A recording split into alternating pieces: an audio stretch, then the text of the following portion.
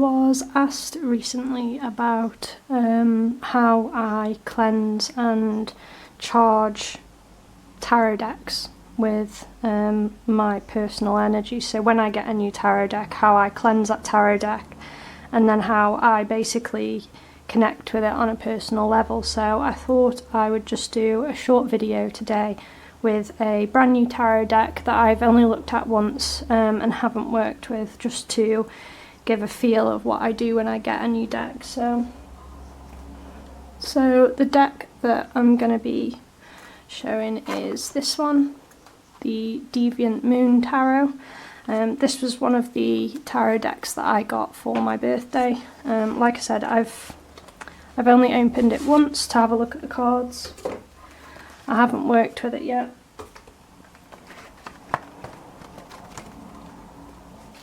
So this is the deck. Comes with a little paper guidebook, and that's the back of the cards. And then I'll do a quick flip through, and then I will do the cleanse that I normally do. So this is the flip through.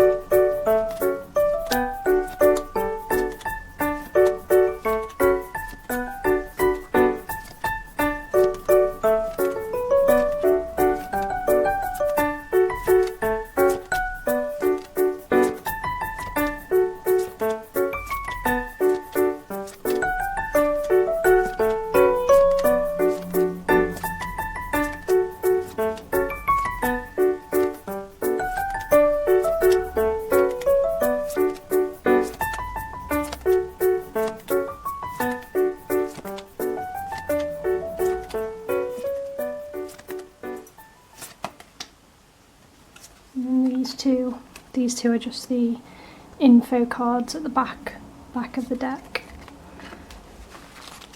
So that's the deck of cards.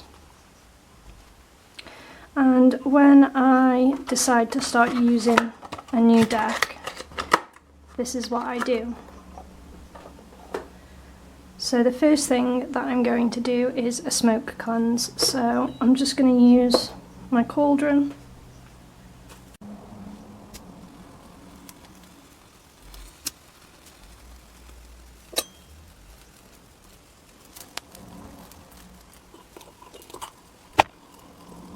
And then the incense blend that I'm going to be using is just this one. It's essentially sage from my garden, some rosemary, some lavender, and then just inside there, if you can see, I've also added some frankincense resin, just to give it an extra oomph.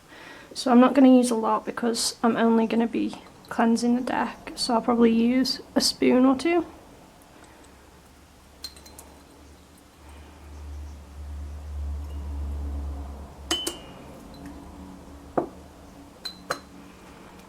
And then I'll essentially just hold the deck above the cards, fan them out, maybe do each card as I go, and cleanse the whole deck.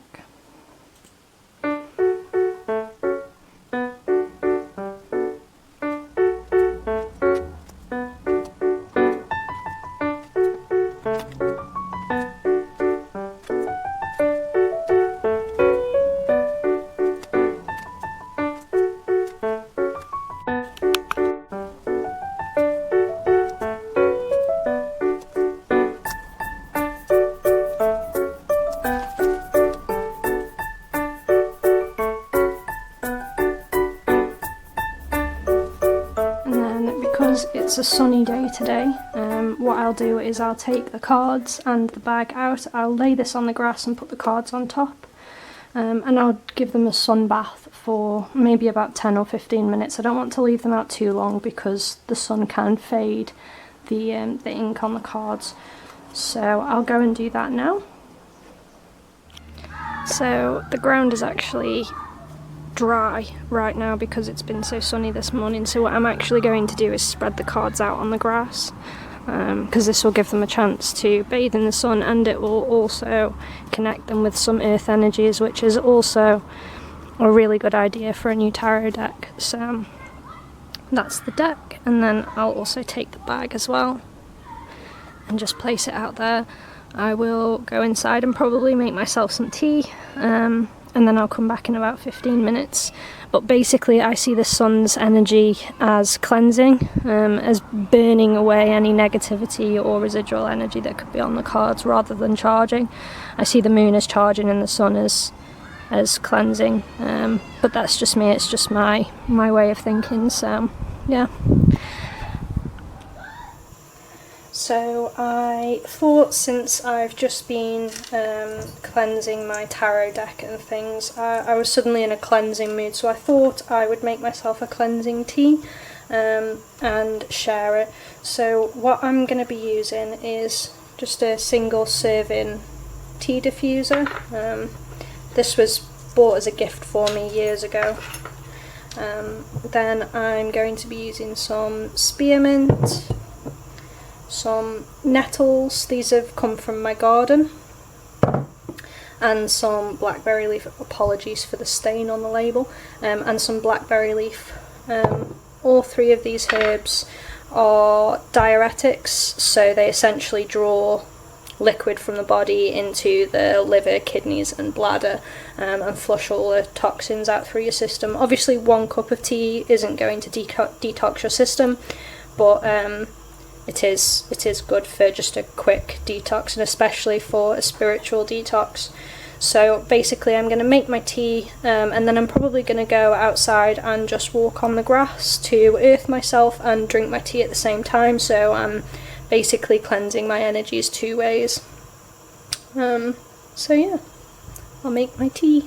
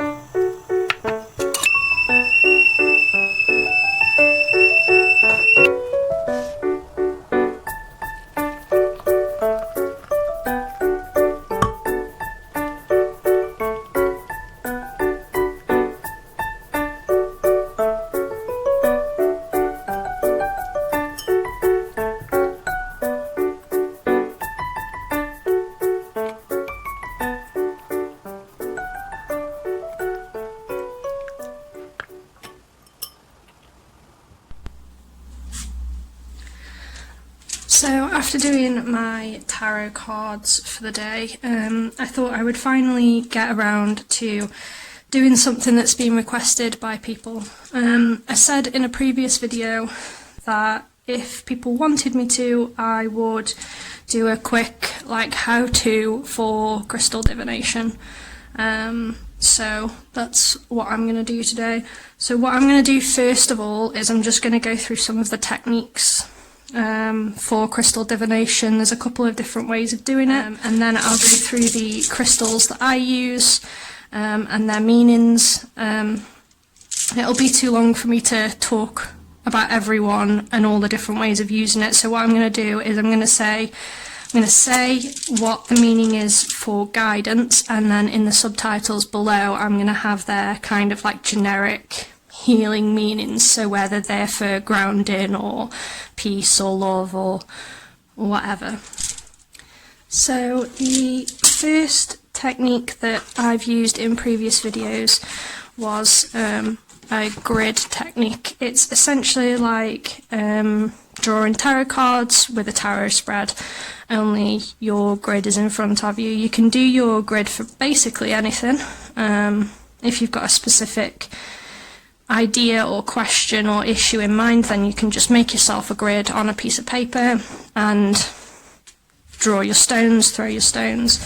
Essentially consider it as a little bit like casting lots, where you would have lots of different items. So maybe you would have an acorn, a chestnut, you know, something like that. You would have a bag of these things. You would take them and cast them and see how they fall, and then depending on how they fall within a certain area, you interpret them based on their meanings.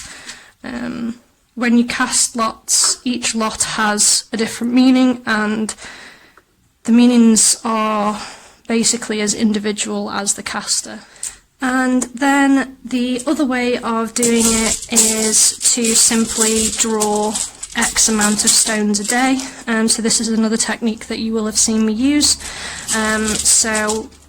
Maybe I'm going to visit my in-laws today, and I'm looking for a stone that's going to guide me because, you know, I don't want to see my in-laws. What you would do is put your hand in, thinking about your issue, you would pull a stone out, and you would basically interpret that stone's meaning and then carry that stone with you. So a clear quartz is just it can be a general protection crystal, it can be an energy amplifier, so maybe if you're worried about feeling drained, then your clear quartz is going to basically give you a little bit of extra energy. If you're worried about them saying something mean to you, then it's going to be a protection crystal. So that would be ideal for the situation, basically. So you can do that for any question or issue that you've got. You can do it just as a daily crystal in the same way as you would do for tarot. So you can just draw a crystal daily, put it in your pocket as your crystal for the day, basically. And then your other way of doing it is to ask for guidance from the stones. What you do is, again, the same as you would draw a tarot card and take a tarot card as your day's advice.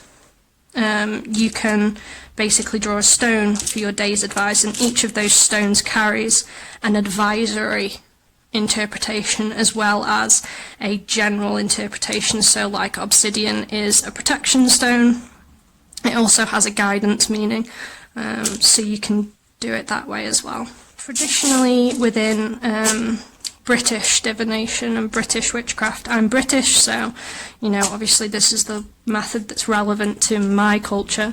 Traditionally within British witchcraft and British divination, the number of stones that one would normally have for divination is 23. It's a little different to runes because obviously there are 25 runes if you include the blank rune, but it's got a similar kind of meaning in that each stone has a meaning. You can cast runes in the same way as you would cast lots, or you can draw a rune for the day. So think of crystal divination as runes, but different.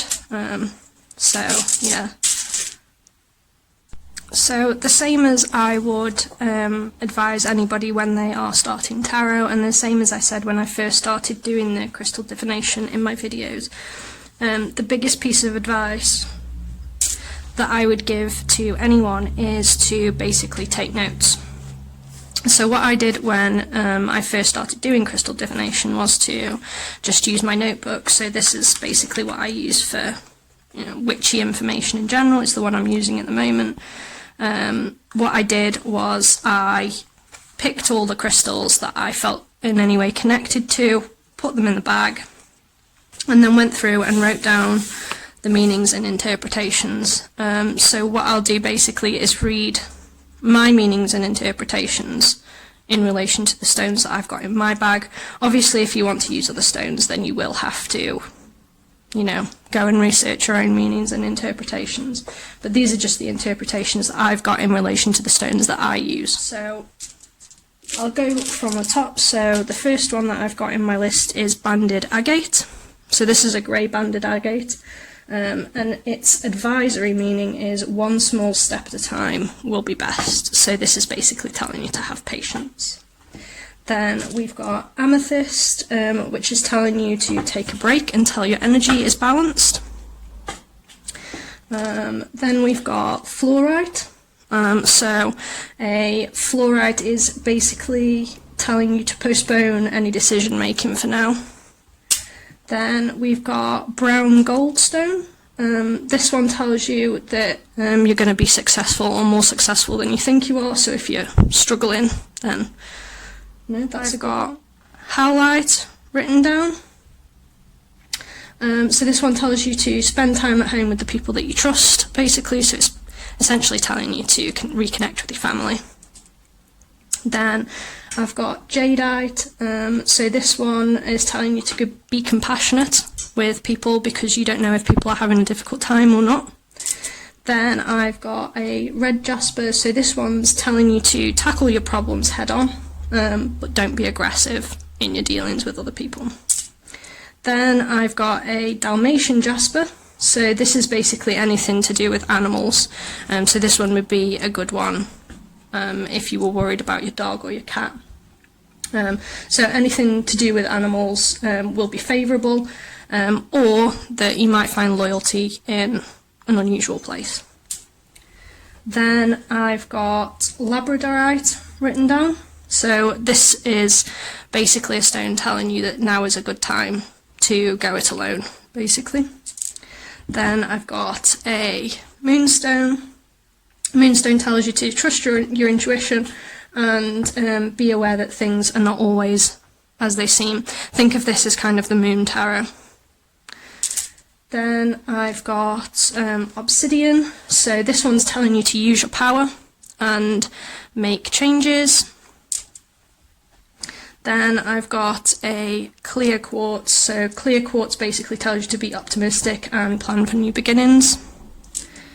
Then I've got a Rutilated Quartz, so this is the quartz that's got little gold flecks. Rutilated Quartz basically tells you to believe in your own abilities and look for the benefits of every situation, basically to see the silver lining or the gold lining, as it were.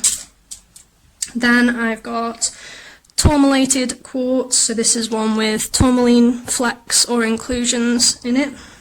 So this one tells you to say what you think and feel and don't repress yourself to please others. Then I've got a Lapis Lazuli, so this one tells you to stick to your principles and don't compromise on your beliefs. Then I've got Rose Quartz, so this one tells you to play the peacemaker basically, treat both sides with kindness, don't take sides essentially. So then we've got Smoky Quartz, so Smoky Quartz says that there's a light at the end of the tunnel. And then Sodalite. Sodalite tells you to think before you speak. Don't just go acting impulsively or saying things that you don't really mean. Then I've actually got two forms of Tiger's Eye. One is just a standard Tiger's Eye, and one is a red Tiger's Eye. So Tiger's Eye essentially is a stone of health, wealth and happiness, but it's also a grounding stone. So I take a regular Tiger's Eye, which is kind of a bronzy coppery coloured stone, to basically be associated with money and prosperity and wealth, and then I take the more brownish red Tiger's Eye to be the grounding of the two Tiger's Eyes. Then I've got Unakite. Unakite basically tells you that a partnership is necessary or a partnership is about to flourish. And then my final one is this yellow jasper. So this one tells you basically to focus and to be organised, and that's the key to success.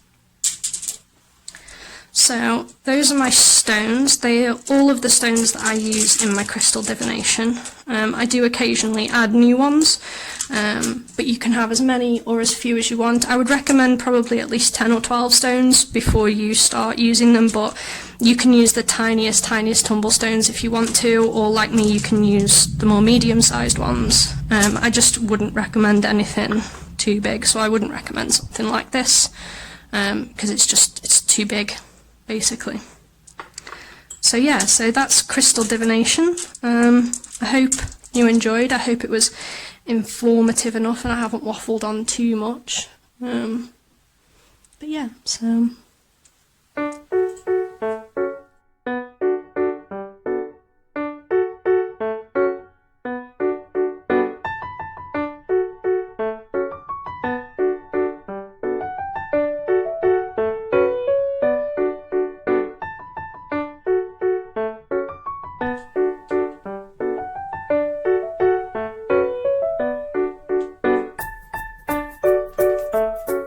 Bye.